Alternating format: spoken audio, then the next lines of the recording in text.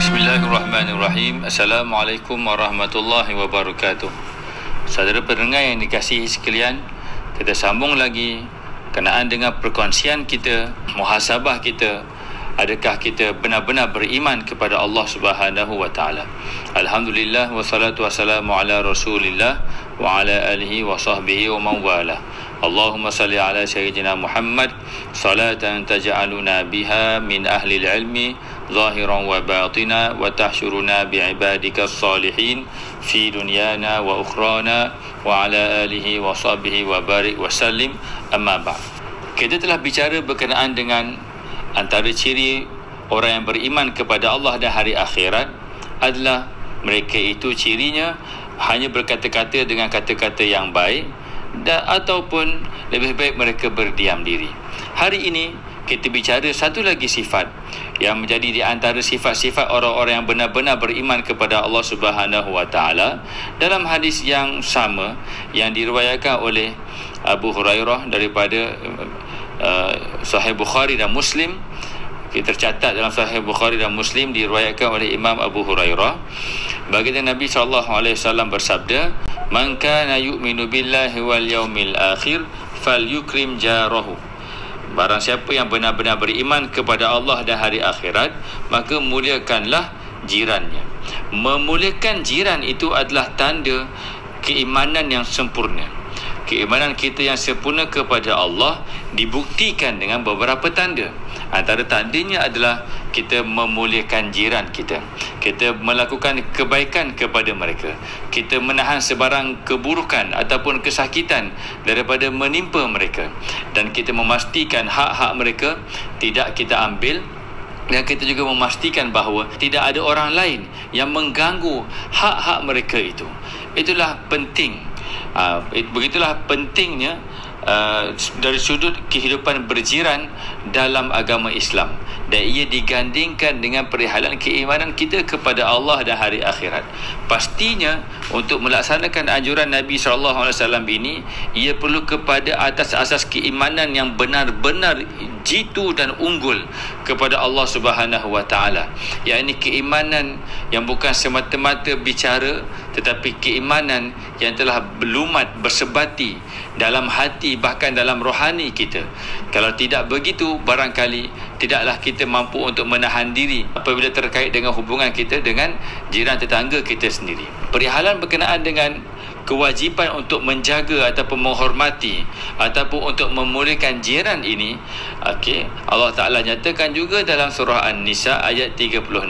Allah Ta'ala menggandingkan arahan untuk pengabdian kepadanya, dan supaya tidak dirinya dipersekutukan, Allah gandingkan dengan perihalan berbuat baik kepada ibu bapa, berbuat baik kepada kaum kerabat, berbuat baik kepada golongan yatim dan juga golongan miskin, termasuklah berbuat baik kepada para jiran, sama ada jiran di kalangan kaum kerabat ataupun jiran di kalangan selain daripada mereka.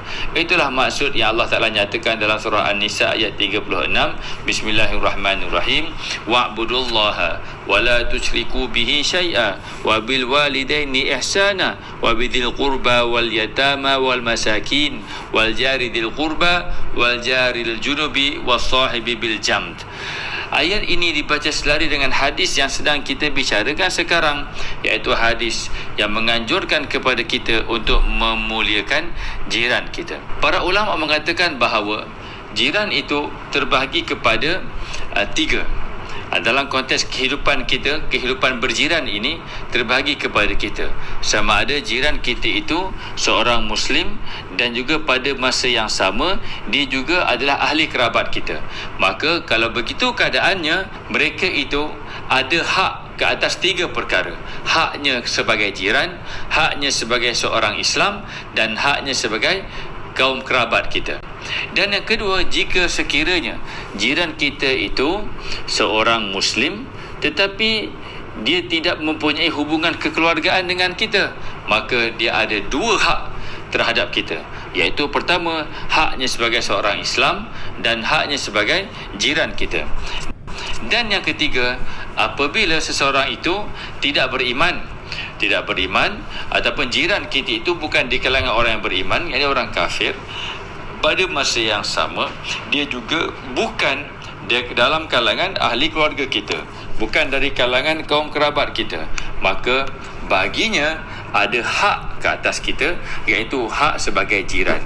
Ini bermaksud dalam agama Islam tidak akan terputus hubungan kemanusiaan di kalangan semua manusia, sama ada sesama Islam ataupun selain daripada orang menganut Islam, ataupun dalam arti kata yang lain, Muslim sesama Muslim dan juga Muslim dengan non-Muslim kalau dengan kata yang lain. Para ulama mengkategorikan menyakiti jiran ini termasuk di dalam dosa-dosa yang besar, kerana baginda Nabi SAW satu ketika baginda SAW menyatakan wallahi la yu'min, wallahi la yu'min, wallahi la yu'min. Ini adalah hadis yang diriwayatkan daripada Abi Shuraih radhiyallahu anhu yang tercatat dalam Sahih Bukhari. Baginda menyatakan 3 kali, demi Allah tidaklah dia beriman, demi Allah tidaklah dia beriman, demi Allah tidaklah dia beriman. Maka ditanya kepada baginda sallallahu alaihi wasallam, siapakah itu ya Rasulullah? Maka baginda bersabda, man la ya'manu jaruhu bawa'iqahu, iaitu sesiapa yang tidak berasa aman jiran-jirannya akan segala kejahatannya. Maka di sini baginda Nabi SAW tidak menerima ataupun tidak mengakui keimanan mana-mana orang di kalangan umat baginda SAW, walaupun mendakwa sebagai beriman, walaupun dia itu melakukan ibadah-ibadah pada menyatakan dia itu beriman, tetapi jika dia tidak menjadi orang yang membawa keamanan dan kesejahteraan kepada jiran tetangganya, ataupun dalam arti kata yang lain, jiran tetangganya tidak berasa selamat di atas kejahatan-kejahatannya, maka baginda Nabi SAW menafikan akan keimanannya. Di manakah kita akan pergi di akhirat jika baginda Nabi sendiri SAW menafikan keimanan yang kita lafazkan semasa di dunia? Itulah perkara yang perlu untuk kita ambil perhatian. Ada satu hadis lain daripada Abi Hurairah radhiyallahu anhu, maka dalam hadis ini telah baginda Nabi SAW telah dikhabarkan berkenaan dengan seorang yang banyak solatnya, banyak pula sedekahnya, banyak puasanya, dan ini banyaklah ibadat yang dilakukan, tetapi hanya satu sahaja perkara yang masih belum dapat ditinggalkan, iaitu orang itu masih lagi sentiasa menyakiti jirannya dengan lisannya sahaja. Maka apakah jawapan baginda Nabi SAW? Baginda menjawab, hiya finnar. Dia itu di neraka. Ini adalah merujuk kepada seorang perempuan. Hadis ini merujuk kepada seorang perempuan yang banyak solatnya, banyak sedekahnya, banyak puasanya, yakni banyak ibadatnya, tetapi perempuan tersebut tetap menyakiti jirannya dengan lisannya, dengan kata-katanya yang jelek. Maka perbuatannya menyakiti jirannya itu membuatkan baginda Nabi SAW menyebutkan bahawa dia di neraka. Begitulah persoalan ataupun begitulah isu ataupun begitulah muhasabah kita pada hari ini berkenaan dengan hubungan kita dengan jiran kita. Adakah jiran kita berasa aman dengan keberadaan kita sebagai jirannya, ataupun jiran kita sentiasa terganggu di atas segala perkara ataupun apa saja yang kita lakukan? Mungkin boleh kita fikirkan secara sebentar lalu dalam aspek kejiranan berkenaan dengan sampah kita. Adakah sampah kita itu baunya mengganggu jiran sebelah rumah kita? Ataupun berkenaan dengan parking kereta misalnya, adakah kereta kita itu kita letakkan di tempat yang mengganggunya ataupun yang setentang dengan rumahnya, bukan dengan setentang dengan rumah kita?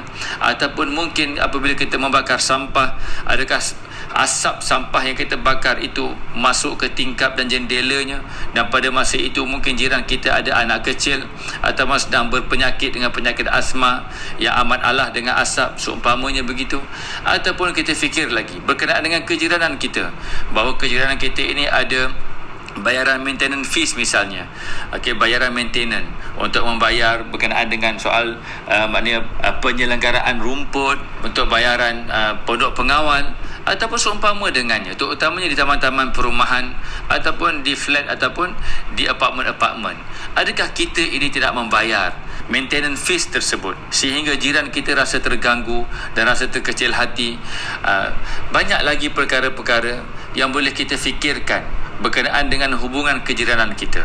Kalau kita di tingkat atas, bila kita sidai baju, air menitik ke bawah, adakah titisan air kita itu mengenai kereta jiran kita yang di bawah, ataupun ditiup angin masuk ke jendela rumah jiran kita yang di bahagian bawah? Sebenarnya perkara itu walaupun dipandang remeh, tetapi di sisi Allah dan Rasulnya SAW tidak sekali-kali ia dianggap sebagai remeh. Perkara yang digandingkan dengan perihalan keimanan kepada Allah, itu adalah tidak dipandang sebagai remeh mengikut istinbat para ulama. Maka berkenaan dengan menghormati jiran, digandingkan anjuran menghormati jiran itu dengan perkara berkaitan dengan keimanan kepada Allah, berkaitan dengan pengabdian kepada Allah, dan jangan mensyirikkan Allah. Maka itu menunjukkan bahawa memulakan jiran itu satu perkara yang amat-amat dituntut.